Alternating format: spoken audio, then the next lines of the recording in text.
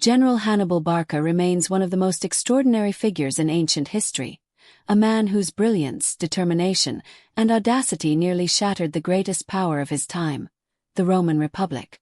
Born in 247 BCE in Carthage, Hannibal grew up in a world where Rome and Carthage were locked in a struggle for dominance of the Mediterranean. His father, Hannibal Barca, was a respected Carthaginian general who introduced him to war at an early age and made him swear an oath to forever oppose Rome. This childhood vow shaped Hannibal's identity and destiny, setting him on a path that would bring Rome to the brink of collapse. Hannibal's military genius was evident from a young age. By his mid-20s, he had already risen to command Carthaginian forces in Spain, demonstrating not only strategic brilliance but also the rare ability to inspire unwavering loyalty among his soldiers. His true legacy began with one of the most daring moves in ancient warfare, the crossing of the Alps.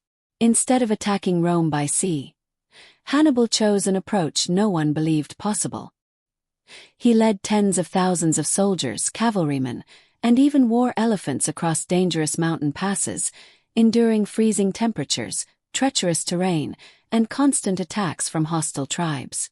Though many perished along the way, the fact that Hannibal succeeded at all shocked the ancient world and announced his arrival in Italy with unforgettable force.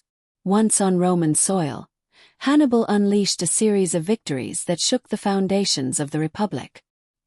His first major triumph at the Battle of Trebia in 218 BCE exposed Rome's vulnerability to his unconventional tactics.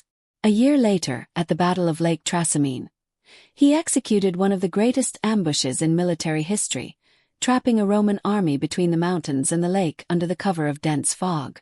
But his most devastating masterpiece came in 216 BCE at the Battle of Cannae. There, Hannibal achieved what many considered impossible. He encircled and annihilated a Roman army nearly twice the size of his own. Tens of thousands of Roman soldiers fell in a single day, marking the worst defeat in Rome's long military history. For a moment, the world believed that Rome's end might truly be near. Yet Hannibal's brilliance could not entirely overcome one fatal weakness: lack of support from Carthage.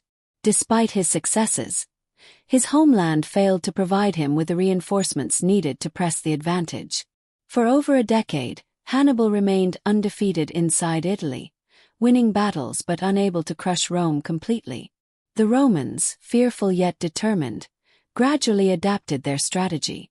Instead of confronting Hannibal directly, they avoided open battle and focused on cutting off his supply lines. Meanwhile, Rome produced a talented young general, Scipio Africanus, who carried the conflict back to North Africa. Forced to return home, Hannibal finally faced Scipio at the Battle of Zama in 202 BCE, where he was defeated at last. Although Hannibal did not ultimately destroy Rome, his impact was profound and permanent. His tactics are still studied in modern military academies, and his strategic innovations changed the nature of warfare. Rome itself never forgot the terror he brought upon their republic. Generations later, Roman parents would warn misbehaving children with the phrase, "Hannibal is at the gates."